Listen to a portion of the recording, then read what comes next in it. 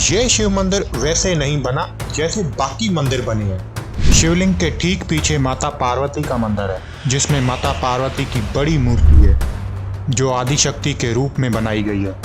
हर साल महाशिवरात्रि के 3 दिन चलने वाले फेस्टिवल में इतनी ज़्यादा तादाद में लोग आते हैं कि उनकी खाने की तैयारी अपने आप में ही एक बहुत बड़ी जिम्मेदारी है।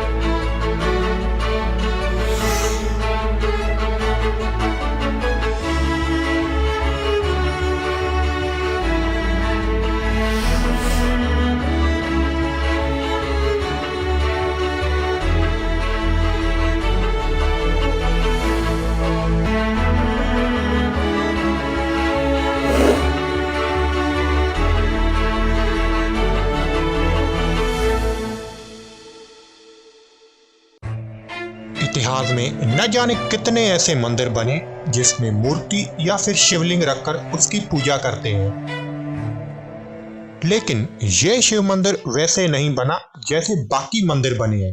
आम मंदिरों में क्या होता है, सबसे पहले मंदिर की नींव डालने के लिए सही जमीन देखी जाती है, उसके बाद मंदिर को बनाते हैं और फिर उसमें शिवलिंग रखते हैं। लेकिन इस मंदिर को बनाने का तरीका इसके बिल्कुल अपोजिट है। इस मंदिर में पहले ही शिवलिंग मौजूद था, उसके बाद मंदिर को बनाया है। एक तरीके से यह भी कहा जा सकता है, जब यहाँ पे मंदिर नहीं था, सिर्फ शिवलिंग था, तब भी यहाँ पे लोग पूजा के लिए आते थे।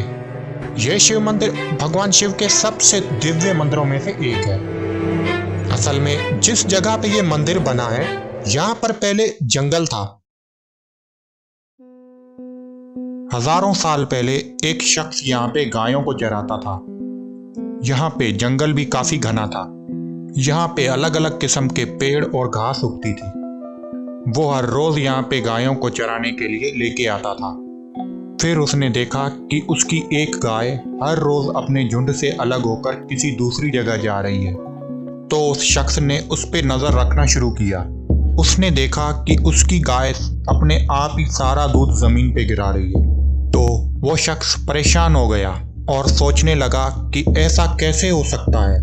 और फिर जब उसने ये बात अपने लोगों से कही तो सब ने मिलकर उस जगह की छानबीन शुरू कर दी। और छानबीन के दौरान जिस जगह पे गाय दूध देती थी, उनको उस जगह पे शिवलिंग मिला। लोगों ने उसके चारों तरफ सफाई करके शिवलिंग को जाहिर किया और शिवलिंग के चारों तरफ बाउंड्री बना दी। तब से यहाँ पे शिवलिंग की पूजा के लिए लोग आने लगे। शिवलिंग के ठीक पीछे माता पार्वती का मंदिर है, जिसमें माता पार्वती की बड़ी मूर्ति है जो आदिशक्ति के रूप में बनाई गई है। हाँ, ये बात सच है कि माता पार्वती के इस मंदिर को पिछले कुछ सालों में ही बनाया गया है। ये मंदिर शिव और शक्ति की दिव्यता को दर्शाता है। लेकिन इस मंदिर से पहले भी माता का एक और मंदिर मौजूद है, जो इस शिव मंदिर के राइट साइड में है। इस छोटे से कमरे में माता की पूजा के लिए कई 100 सालों से लोग यहाँ पे आते हैं। फिर बढ़ती हुई आबादी की वजह से माता का एक और बड़ा मंदिर बना है, जिसको आप अभी पहले देख चुके हैं। शिव मंदिर के लेफ्ट साइड में एक दूसरा मंदिर है, जिसमें श्री कृष्ण और हनुमान की एक सुंदर मूर्ति बनाई गई है।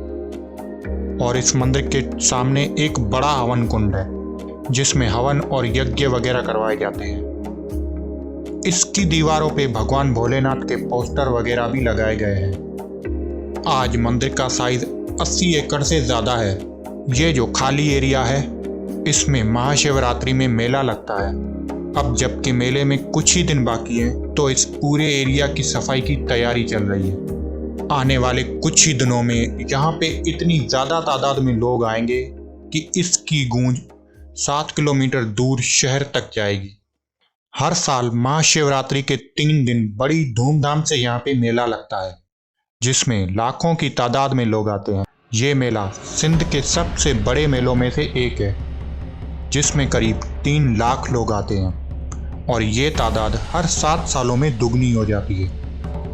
इस ट्रैफिक से आप अंदाज़ा लगा सकते हैं। शिव मंदिर अमरकोट शहर से सिर्फ 7 किलोमीटर की दूरी पर है, इसलिए मेजॉरिटी लोग शहर से आते हैं।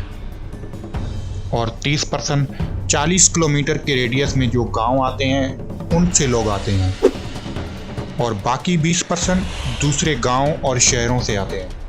रहे बाकी 10% दूसरे डिस्ट्रिक्ट और दूर के शहरों से आते हैं। ये शिव मंदिर सिंध के सबसे पुराने मंदिरों में से एक तो है ही, लेकिन इसमें सबसे ज़्यादा हिंदू कम्युनिटी भी आती है। अगर इसमें फैसिलिटी की बात करें तो एक गेस्ट हाउस और 2 सेपरेट लेडीज हॉल हैं, जिसमें बड़ी तादाद में लेडीज आ सकती हैं। भगवान शिव, माता पार्वती, गणेश और कार्तिकेय की बड़ी मूर्तियां हाल में बनाई गई और मंदिर में दूसरे हाल भी बनाए जा रहे हैं, जिनका काम अभी भी चल रहा है। हर साल महाशिवरात्रि के 3 दिन चलने वाले फेस्टिवल में इतनी ज़्यादा तादाद में लोग आते हैं कि उनकी खाने की तैयारी अपने आप में ही एक बहुत बड़ी जिम्मेदारी है। आंकड़ों के हिसाब से हर साल करीब 3000 से ज़्यादा चावल और सब्जी के डब्बे यहाँ पे तैयार किए जाते हैं और इसके अलावा मिठाई, सलाद, शरबत और दूसरी चीज़ें भी शामिल होती हैं। मेले के दौरान अक्सर यहाँ पे मेडिसिन और डॉक्टर की ज़रूरत पड़ती है, इसलिए यहाँ पे मेडिकल कैंप भी लगवाए जाते हैं ताकि किसी को रोड एक्सीडेंट और दूसरे पेशेंट के लिए फ़ौरन डॉक्टर की मदद मिल सके। अब आपको दिखाते हैं बावर्ची खाना, जो कि मंदिर के राइट साइड में बना है। बावर्ची खाने को मंदिर के हिसाब से बनाया गया है, जो कि बहुत बड़ा है। ये जो चूल्हे आप देख रहे हैं, इसके दोनों तरफ चावल और सब्जी के डब्बे तैयार किए जाते हैं और बीच में लकड़ियां आती हैं। यहाँ पे एक ही टाइम पे 30 से ज़्यादा डब्बे तैयार किए जाते हैं और रोटियां बनाने का चूल्हा बिल्कुल सेपरेट है। इससे आप अंदाज़ा लगा सकते हैं कि मेले में खाने की जिम्मेदारी को निभाना कितना मुश्किल है। मंदिर को बागीचों से पूरी तरह से सजाया गया है।